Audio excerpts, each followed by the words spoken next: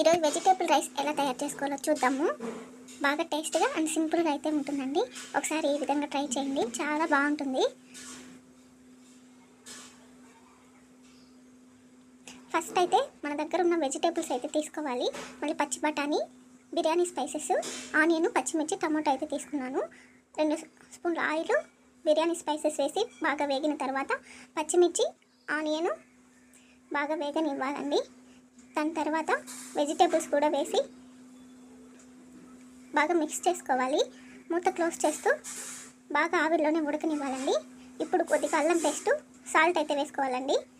Tomato కూడా వేసి బాగా 5 నిమిషాలు మగ్గనివ్వాలి. మగ్గిన తర్వాత బిర్యానీ మసాలా, తనకు తగ్గినట్టు కారం కూడా వేసుకొని వాటర్ అయితే పోసుకొని బియ్యం వేసేసి ఉప్పు సరిపోయిందా అని ఒకసారి టేస్ట్ చూసిన తర్వాత కుక్కర్ మూత పెట్టి ఒక 3 విజిల్స్ వచ్చిన తర్వాత అందులో ఉన్న ఆవిరంతా వెళ్ళిపోతే ఈ విధంగా అయితే వెజిటేబుల్ రైస్ ఉంటుందండి. ఒకసారి ఈ విధంగా ట్రై చేయండి, చాలా బాగుంటుంది. దీనికి కాంబినేషన్గా పుదీనా చట్నీను బాగుంటుంది, అదేవిధంగా రైతాను బాగుంటుందండి. నేనైతే రైతాతో సర్వ్ చేసుకున్నాను. Thank you for watching.